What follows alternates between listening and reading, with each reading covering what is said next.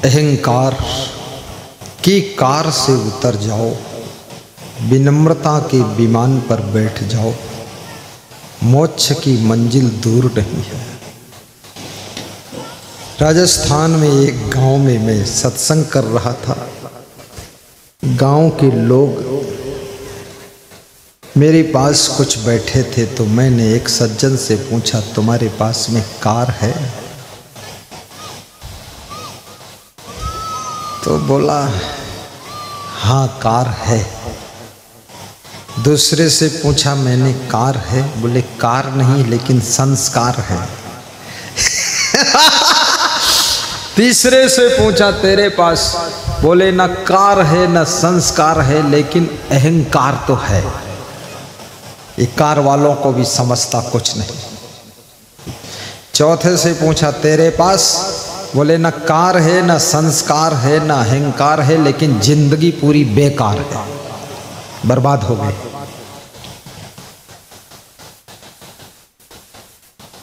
संस्कार और कार दोनों यदि हैं आपके पास तो आपकी यात्रा सुखद होगी। यदि कार है और साथ में अहंकार है तो आपकी यात्रा दुखद होगी, एक्सीडेंट होने की संभावना ज्यादा है। इसलिए कार में बैठो लेकिन संस्कार लेकर बैठो, अहंकार लेकर मत बैठो। कार का एक्सीडेंट नहीं होता है, अहंकार का एक्सीडेंट होता है।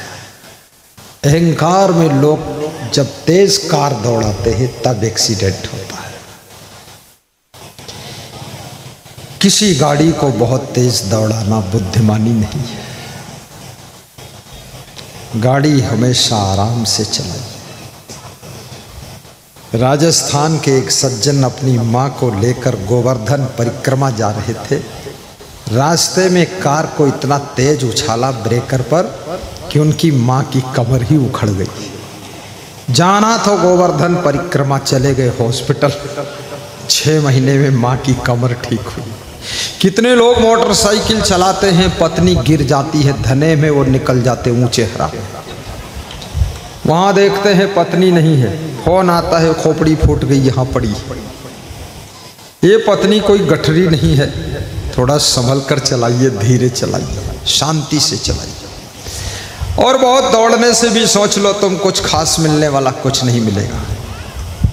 मुकेश अंबानी से ज़्यादा सभी लोग दौड़ धूप कर रहे हैं लेकिन उसको जो मिला है वो किसी को नहीं मिला है। इसलिए बहुत ज़्यादा भगदड़ में मत पड़िए, थोड़ा आराम से गाड़ी चलाइए और स्नान जल्दी कर लीजिए, बिस्तर जल्दी लगा लीजिए, झाड़ू जल्दी लगा लीजिए, लेकिन गाड़ी जल्दी न चलाइए ताकि जिंदा रहोगे तो कल फिर काम कर लोगे।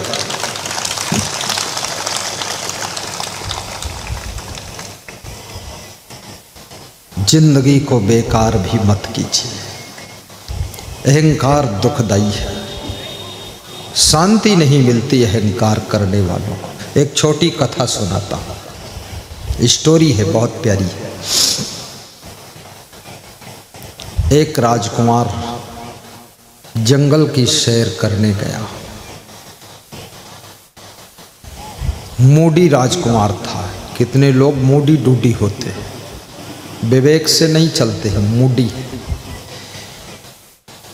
सैनिकों को भी पीछे छोड़ दिया, अपने मनमानी ढंग से जंगल में सैर करने लगा। चलते चलते, पैदल चलते चलते थक गया, प्यास लग गई, एक कुएं के पास गया। कुएं के पास में एक बाल्टी और एक रस्सी रखी हुई थी। वो इसलिए रखी थी कोई प्यासा आ जाए तो बाल्टी रस्सी में बांध करके पानी भरकर पी सके। आज के युग में अगर आप कुएं के पास में बाल्टी और रस्सी रख दो पानी पीने वालों के लिए और शाम को लौट कर जाओ तो न बाल्टी मिलेगी न रस्सी मिलेगी। छत्तीसगढ़ में किसी ने प्याऊ बनाया तो गिलास में जंजीर लगाकर ताला लगा दिया। तो मैंने उससे कहा ये 5 लाख का प्याऊ और 5 रुपये के गिलास में ताला लगा दिया है। बोला सवाल गिलास का नहीं है, लोग पानी पीकर गिलास भी साथ लेकर चले जाते हैं। 1000 गिलास रख चुका हूँ, बड़ी टेंशन हो रही है। भारत देश के लोग धर्म कर्म पूजा पाठ बहुत करते हैं पर चट्टापना छोड़ते नहीं। नॉर्वे देश का आई हॉस्पिटल नेपाल में था। भारत देश के लोग वहाँ नेत्र का ऑपरेशन कराने जाते थे। वह लोग सभी मरीजों को बिछाने के लिए कंबल, ओढ़ने के लिए कंबल देते थे। 1 साल के बाद पता चला हॉस्पिटल में एक भी कंबल नहीं बचा।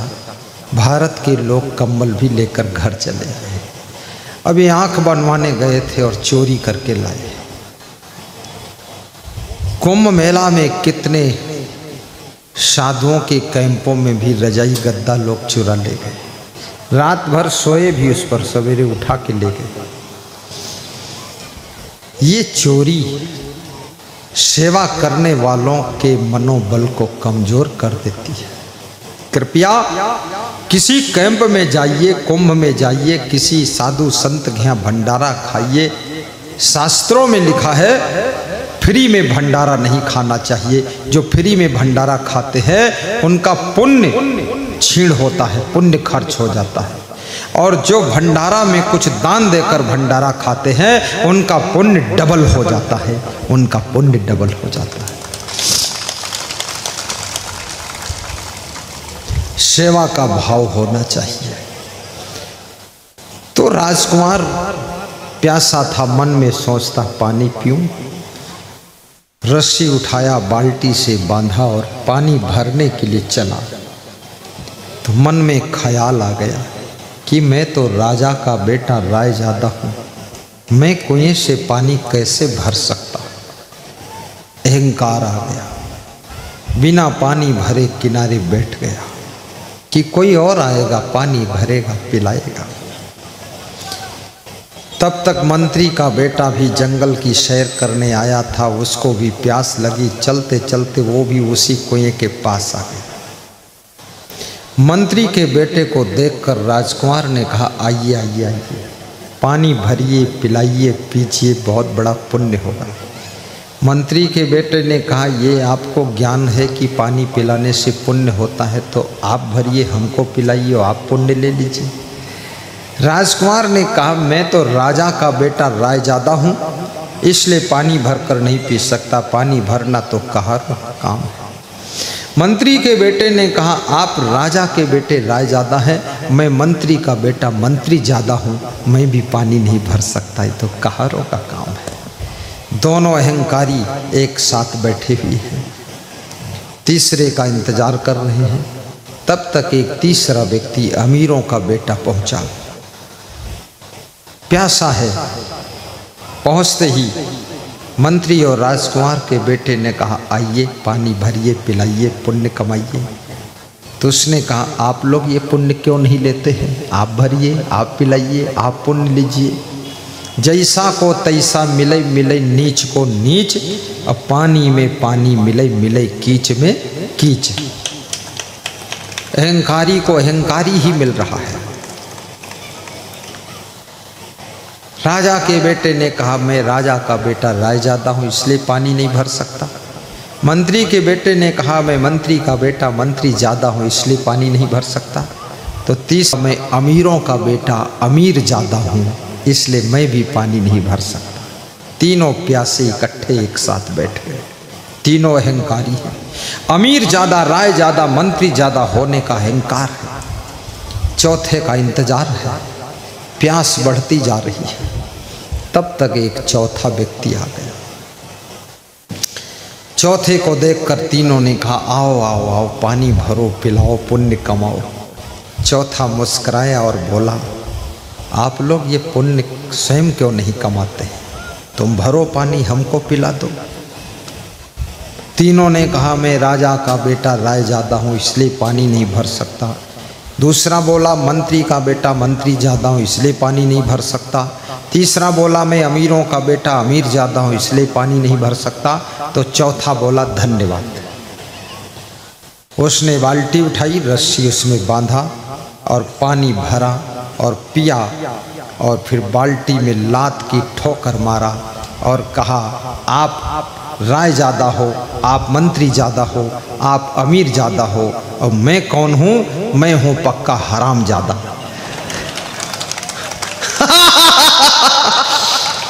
मैं तो एक गिलास नहीं पिलाऊंगा, हराम ज़्यादा आ गए। बाल्टी में जो पानी बचा था लात मार कर ठोकर मार कर लुढ़का दिया, बोला ये चला हराम ज़्यादा अपने रास्ते। याद रखना, अहंकारी को अहंकारी ही मिल जाता है। इसलिए छोटे छोटे काम भी अपने हाथ से कभी कभी कर लिया करो। और घर की सफाई भी सप्ताह में एक दिन ठीक से कर लिया करो।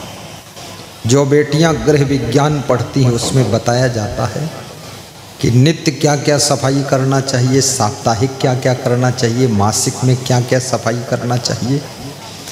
और घर में जितनी अधिक सफाई होगी उतना अधिक कूड़ा कचरा निकलता है। ऐसा नहीं, सफाई करने से दरिद्र का भी कूड़ा कचरा निकल जाता है और लक्ष्मी आकर बसेरा करती है।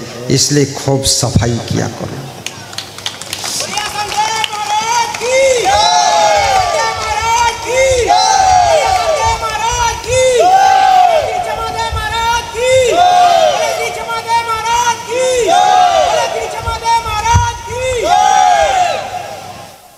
बहुत आनंद आ गया। जय जयकारा भी दमदार है। सबको भूख लगी हो तो बंद कर दूं प्रवचन। भूख लगी नहीं? महिलाएं कहती हैं बंद करो गुरुजी, आप भी आराम करो जाकर। बंद कर दूं माताओं? नहीं, मेरा कोई सहारा देने वाला नहीं। सब पूरा रगड़ के काम लेंगे हमसे। 3-4 घरों में पधरौनी ले गए लोग। 1 बजे व्यास गादी पे आना था, 1:30 बजे भोजन किया, आराम भी नहीं मिली। मन में फिक्र थी कि तुम सब आ गए, हम क्यों नहीं आए। तुरंत यहाँ आए। यहाँ सबको देख करके मन की थकान मिट गई और एक नई ऊर्जा पैदा हो गई कि हमसे ज़्यादा आप मेहनत करके आए। कोई 10 किलोमीटर से, कोई 50 किलोमीटर से, कोई 100 किलोमीटर से। पहाड़ी खेड़ा ब्रज कौन? रामराज यादव जी पहाड़ी खेड़ा पन्ना जिला से पधारे हुए। इतनी दूर दूर से, सूरत गुजरात से लोग आए, महाराष्ट्र से भी आए, छत्तीसगढ़ के श्रोता आए, कुछ यूपी के श्रोता आए, राजगढ़ के श्रोता आए। मेरे से ज़्यादा तो सबने मेहनत किया है, सबसे कम मेहनत हमने ही किया है। लेकिन करूँगा मेहनत, कभी न कभी तो आपके साथ करूँगा ही। अब जो कसर रह जाएगी तो ऊंचे हरा में करूँगा मेहनत। ऊंचे हरा वाले हैं भी कि नहीं, जाने दो, कोई बात नहीं। काम है ना, बिजी है, साहेब बंद की है। आइए मान्यवर आपका स्वागतम, आइए सद्गुरु आपका स्वागतम। स्वागतम स्वागतम स्वागतम स्वागतम। आइए संत जी आपका स्वागतम, आइए संत जी आपका स्वागतम, आपका स्वागतम, आपका स्वागतम। आपकी है ये वाणी में अमृत भरा, आपकी है ये वाणी वाणी में अमृत भरा। जिस जिसने पिया वो हुआ आपका। जिस जिसने पिया वो हुआ आपका। स्वागतम स्वागतम स्वागतम आपका। प्रेम से स्वागतम भाव से स्वागतम। प्रेम से स्वागतम भाव से स्वागतम।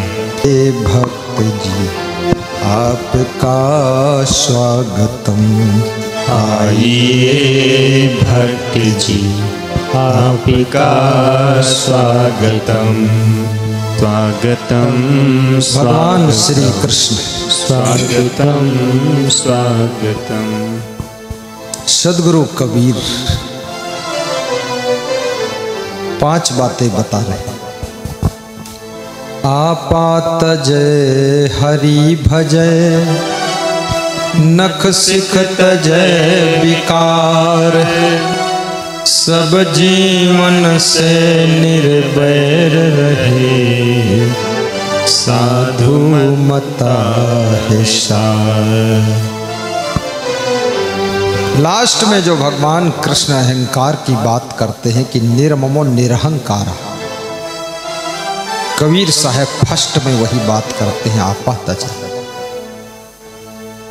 कृष्ण कहते हैं अहंकार से मुक्त आत्मा ही शांति को प्राप्त करती है। कबीर कहते हैं जो आपा को छोड़ देता है कि मैं ही सब कुछ कर रहा हूं, ऐसे अहंकार का जो त्याग करता है वो परम शांति को प्राप्त करता है।